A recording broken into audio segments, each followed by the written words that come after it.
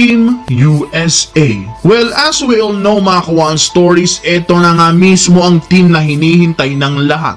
Kanina, nagsama-sama na sa kanilang lineup with LeBron, Kawhi, Curry, Davis, Durant, Tatum at marami pa. Kitang-kita sa itsura nila kung gaano sila ka-excited na maglaro ng sama-sama. Syempre, alam naman natin kung gaano kalakas ang lineup na ito, pero malaking palaisipan. Sino nga ba ang magiging parte ng kanilang starting lineup gayong sa dosing superstar na ito?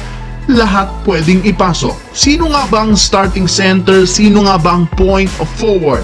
Tara't talakayin natin yan at pag-usapan ng balitang pagbabalik ni JaVale McGee sa Los Angeles Lakers. Pero bago yan, please don't forget to hit the notification bell at mag-subscribe sa aking channel. We can say na sa ngayon ang pinaka-inaabangan ng mga fans sa Olympics ay ang Team USA at ngayong araw nagtipon-tipon ng dosing superstar na magiging parte ng team na ito. LeBron, Curry, Kawhi, Kevin Durant, Joel Embiid, Anthony Davis, Anthony Edwards, Bam Adebayo, Tyrese Haliburton, Devin Booker, Jrue Holiday at si Jason Tatum. Di natin maikakaila na ito ang pinakamalakas na lineup na nabuo ngayong era ng Team USA. No question sa opensa, no question sa depensa.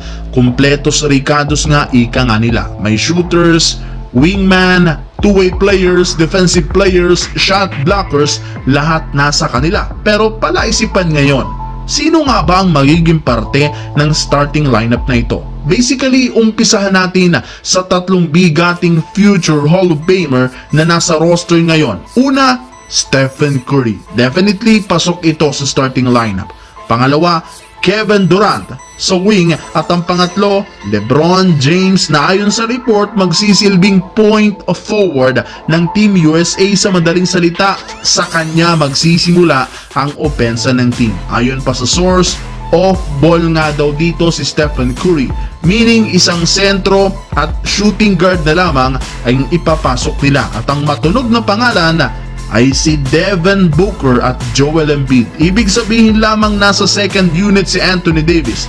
So yun, kompleto na mga Kawan stories. Stephen Curry, Devin Booker, LeBron James, Kevin Durant, and Joel Embiid. Sa kabilang banda naman tungkol sa Los Angeles Lakers. Technically, until now, no move ang ginagawa nila Pelinka.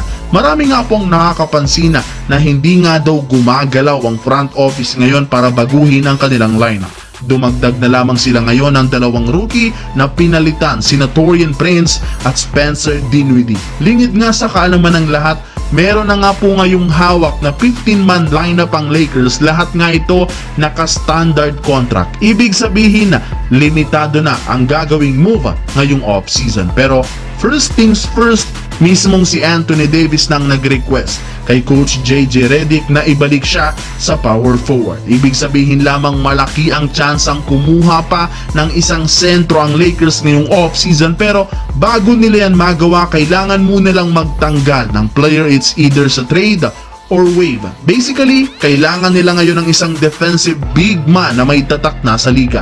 At ang pangalan ni JaVale McGee ang matunog ngayon sa mga fans. Alam naman natin na parte nga ito ng 2020 championship lineup ng Lakers kung saan power forward pa dito ang posisyon ni Anthony Davis habang 5 naman si JaVale McGee. Napakagandang kombinasyon ito dahil bukod sa subok na may ibubuga pa rin naman si JaVale McGee sa depensa despite of his age.